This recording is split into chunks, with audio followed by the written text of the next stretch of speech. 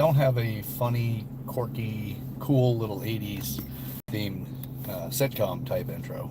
So I'm just going to go with a. uh, welcome. I am your host, Chad Ever Broshears, or Sir Chad Ever Broshears and some. And this is the Maturity Project. Today's topic that has become more and more obvious to me, it's just constantly out for growth, constantly out to develop, constantly looking for opportunities, is I find it for myself, if I miss an opportunity to grow and a lesson available, and I have the constitution to face it, which is a pretty strong constitution at this stage of my life, then I consider it to be insulting for me to offset the lesson. I refuse to give it up. I refuse to let somebody else take it. It's my lesson, man. So there's ownership, and then we have a whole nother category of kind of like a compounding effect of radical ownership versus ownership. First off, ownership is so incredibly necessary.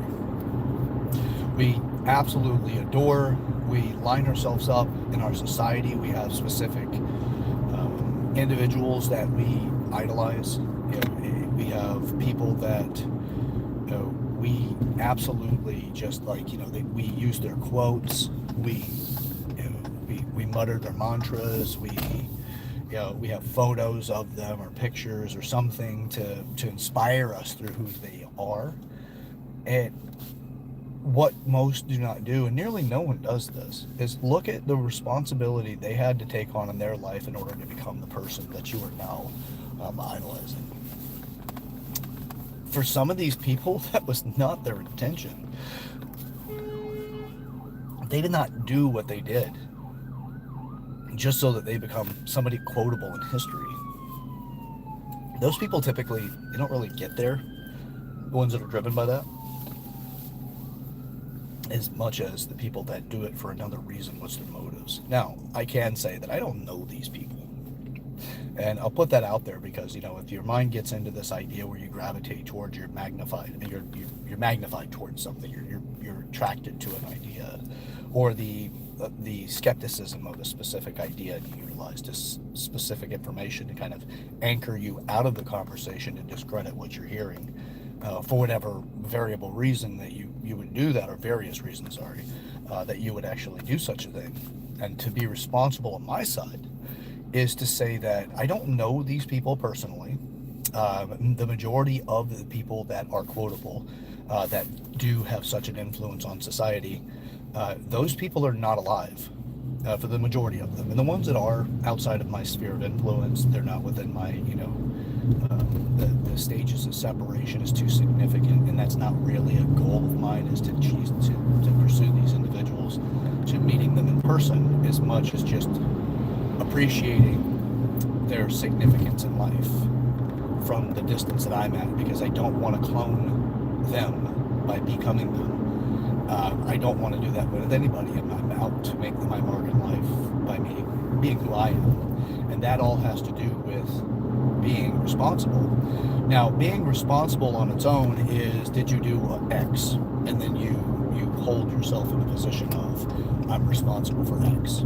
X could be, you're in trouble. You did something that caused problems, or caused some sort of challenge, or, violated something. Like if you tell a lie, you violated the truth, and the truth as well as, trust, because the trust is that you tell the truth. So that goes into the standards of responsibility. Whenever you be responsible for who you are, what you say, and how you be, who's responsible for whatever, right? Somebody did something in class and you shouldn't have done it, and then they're like, who's responsible for this? And they qualify it in association with punishment. Could be discipline, but for now we'll hold this conversation piece as punishment. They qualify it into that category. Now, if we want to separate ourselves and to get into, what responsibility can do, and not have to have it qualified in some sort of negative light, then what we need we need to have a different set of understandings, or break free of the the influence that you believe, or the issue that you're dealing with the idea of responsibility, or the idea of whatever word, typically that's polarized in such a way that is negative or undesirable. We'll still focus on for today's video on responsibility. Radical responsibility, on the other hand, because responsibility means that it's your opportunity to set something straight. It's your opportunity to take credit for whatever it is and to do whatever it is from the results, whether that is relish in the results, or if it is to find yourself in the regret of the results, and therefore you have to train yourself to do better. Whatever that is. That's what I would say is the intention of being responsible. And the lesson that be present. There's a lesson in those success too. So, but just be responsible. Radical responsibility is a whole nother thing. It's not a whole nother thing. It's magnifying, and you are encroaching on the barriers of what you would qualify as being what you are responsible for, and for a direct way, in such a direct way. Now, radical responsibility is where you take it from that, and now you get responsible for things that you are indirectly responsible for. The way that you, as a simple version, is when you have a conversation with somebody that polarizes that person, you are being responsible and radically responsible by already understanding that if you put this person into a bad mood, and they're going into a situation that the bad mood or the undesirable mood would cause more issues for the person, and you put them into that situation, you're being radically irresponsible because you know better. Now, if you don't know better, that's understandable. You're just not present to that yet. We all do this, by the way. We all have the capacity for this. Not everybody has that realization. Another point of radical responsibility is whenever you're leading a team, your responsibility is to lead the team.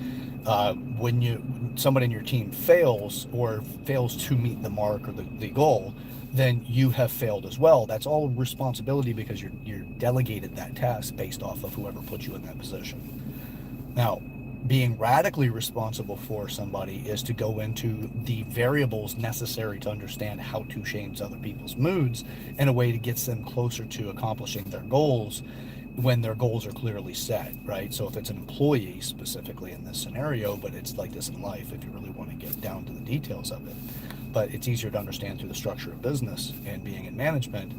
Then you get into making opportunities to get people to see things differently and say, you've been really stressed lately. You don't say this directly with somebody, but what I do when I'm really stressed is I get into, and I enjoy whatever I enjoy, right? I'll say, I enjoy going to Orlando on occasion and having that wonderful opportunity and experience. Then you get into, well, perhaps what I'm into is not your thing. So, what I do is, what do you enjoy doing when you have time off? That'd be a fun thing to do. Or tell me about some stuff that you enjoy doing whenever you're off work. Like to play paintball. Fantastic. If you really want to change somebody's day, and they don't play paintball often, let's say it's because they don't know where to go, or they're distracted on cash or something like that, so they don't have that freedom to go because of their finances. Well, then getting them prepaid opportunity to go and play paintball. If they don't have paintballs, get them paintballs. You make the day for them because you're bringing them back to something they enjoy. Now, if they're going into a really important meeting and they're already kind of anxious about it, you don't want to fully distract the person from what they need to do, because if you do that, you may actually set them back because their angst may be lack of preparation, in which a lot of times people just feel like they're not really prepared well. But that's not necessarily true. They may be well prepared, but to what they believe the standard is that they should be is significantly higher than what their actual is, but yet their actual is higher than what's expected. People that are perfectionists, if you will. Now, I do something very similar, but I have a very high demand on responsibility. In my life, it is seen to be a perfectionist viewpoint. It's not. It's a developmentalist viewpoint. It's a maturity centric person's viewpoint I want to develop. So Being radically responsible will significantly offer so many more lessons throughout life, because you now can get lessons that other people are going through that you yourself are not directly going through, but you're close enough, you're proximal enough to the event and the situation that you are now capable of learning from it in a way that you can create more ideal outcomes for you and the other person and others along the way. That's more in that radical responsibility area. That's my lifestyle. That's what I prefer. So I live a different lifestyle. I am not, and I'm becoming more and more aware that I just don't think like the average person. But I don't think the average person can't think this way. I do believe they can. It's just they're not guided, they're not mentored, they don't have the opportunities because people haven't given them the chance to know it. So that's my preference, and this is what I'm up to. So I really want to create a playground of growing and development. Right? Like, join me in the playground of maturity. It's not a hard time. It's not full of just heavy significance. You know, archery's a lot of fun. Nailing the bullseye. Now you're an awesome badass. You know, but it's work. You know, but that's a playground concept. There's play and there's work. So join me in the playground. Let's get whole. Right? Let's just grow in every aspect we possibly can. All right. Well, until next time, I'm your host, Chad Everett Broshears. Sir Chad Everett Broshears to some. Now, this is the Maturity Project. Share this video with people in your life that you know this video can help break the ice and to get an opportunity to change a conversation in a way that you get a different outcome yourself. And it breaks people free. It gives those topics that really do matter. So, join me in that process, will you? All right. Till next time, we got a world to address. We really need to address ourselves first, okay? So clean our room. Don't go and tell everybody else they got a dirty room, because you're a hypocrite if you do. But that's okay sometimes.